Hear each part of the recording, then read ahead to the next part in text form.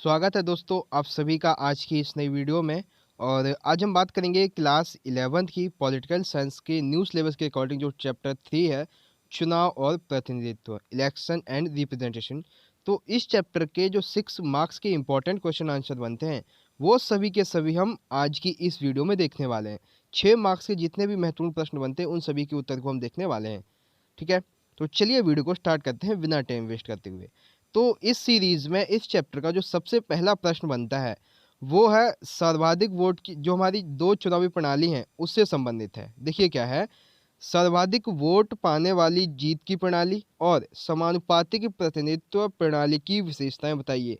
यानी कि इसमें अंतर या विशेषताएं दोनों एक ही है। ठीक है, तो इन दोनों की हमें विशेषताएं बतानी है। ये क्वेश्चन 4 मार्क्स में भी पूछा जा सकता है और एक एक अलग से भी 4 मार्क्स में पूछ लिया जाएगा, या फिर दोनों को मिला के 6 मार्क्स में पूछा जा सकता है। ठीक है, तो सबसे पहले हम बात करेंगे सर्वाधिक वोट पाने वाली जीत की प्रणाली के आधार पर।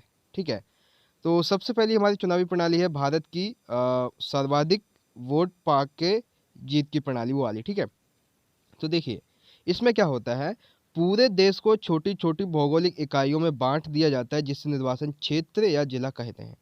यानी जब चुनाव होता है तो इस चुनावी प्रणाली के तहत क्या होता है कि पूरे देश को छोटी छोटी भौगोलिक इकाइयों में बांट दिया जाता है जिसे निर्वाचन क्षेत्र कहते हैं। ठीक है, और प्रत्येक निर्वाचन क्षेत्र से केवल एक ही प्रतिनिधि चुना जाएगा। यानी हर एक निर्वाचन क्षेत्र से एक ही प्रतिनिधि चुना जाएगा। यानी मान लीजिए इंडिया में 29 स्टेट्स हैं। ठीक है, 29 स्टेट्स में मान लीजिए 500 जिले हैं टोटल।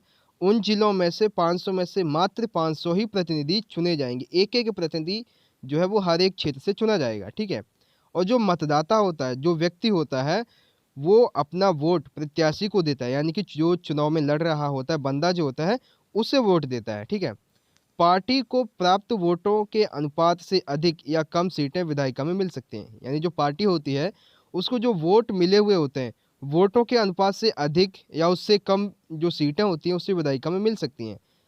और वहीं जो विजयी उम्मीदवार है उसके लिए ये जरूरी नहीं है कि बहुमत 50% से ज़्यादा मिले।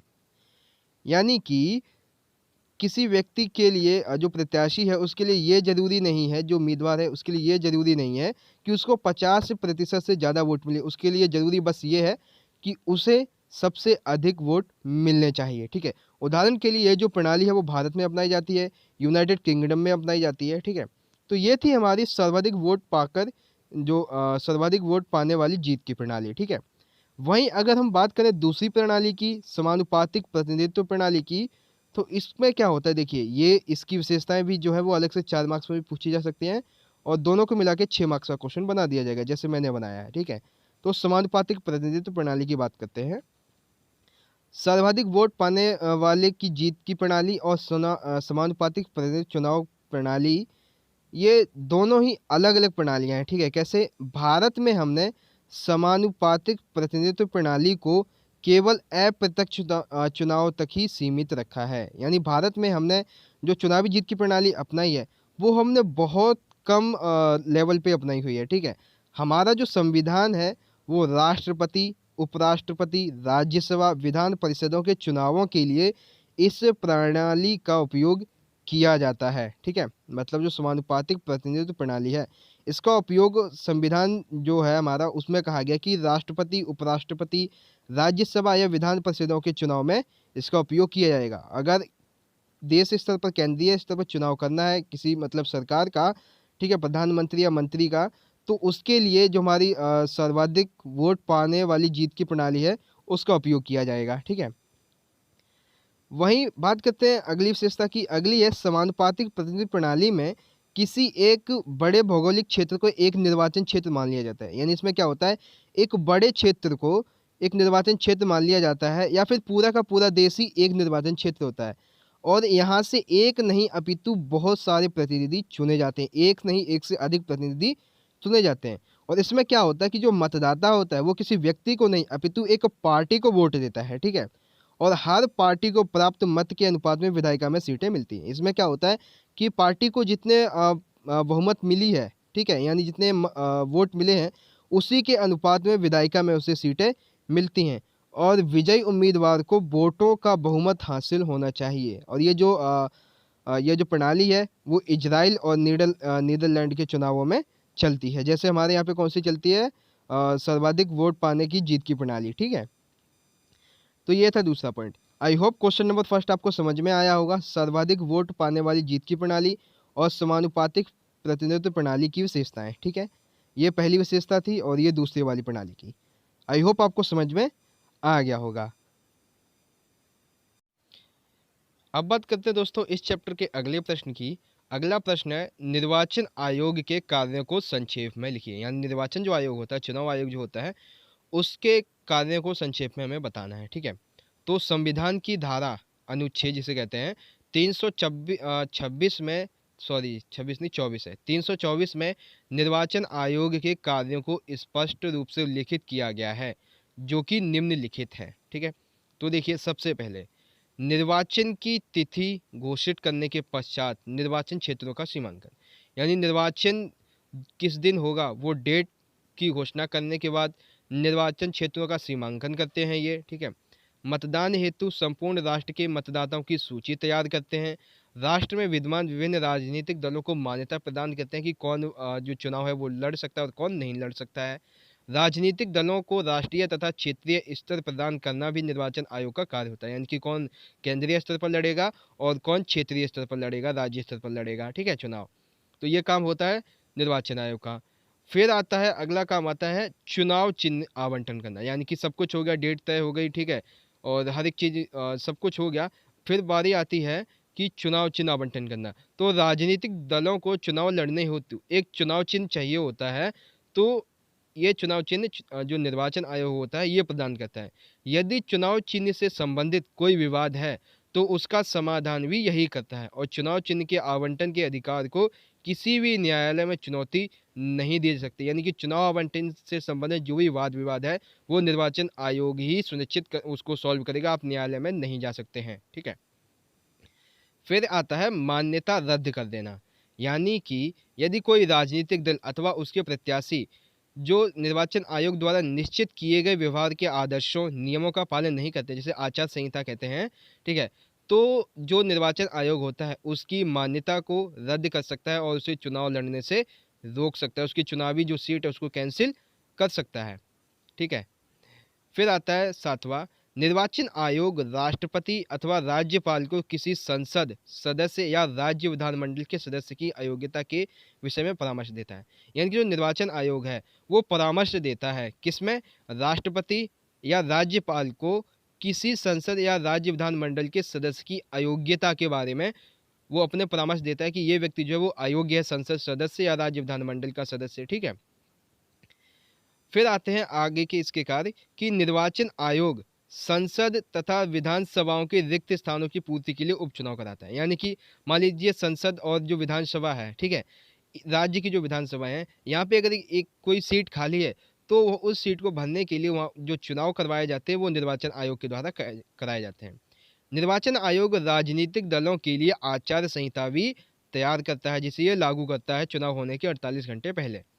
राजनीतिक दलों को आकाशवाणी पर चुनाव प्रसार की सुविधाएं उपलब्ध कराता है। यानी कि आकाशवाणी पर, यानी कि टेलीविज़न के माध्यम से, रेडियो के माध्यम से ये अपना चुनाव प्रसार कर सकते हैं। निर्वाचन आयोग समय समय पर निर्वाचन में सुधार करने के संबंध में सुझाव देता है। यानी कि ये जो चुनावी प्रणाली है उसमें कुछ सुधार करने के निर्वाचन आयोग जो है वो अपने सुझाव भी प्रस्तुत करता है, ठीक है।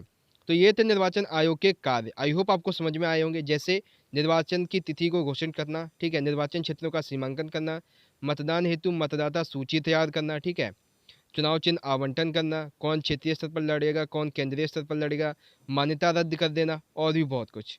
आई होप आपको क्वेश्चन नंबर सेकंड समझ में आ गया होगा। बात करते हैं दोस्तों इस चैप्टर के अगले प्रश्न की। अगला और आखिरी प्रश्न है, भारत की चुनावी प्रक्रिया के चरणों को सविस्तार समझाइए। यानी कि भारत की जो चुनावी प्रक्रिया है, ठीक है, उसके विभिन्न जो चरण है वो कौन कौन से उसे बताना है हमें, ठीक है।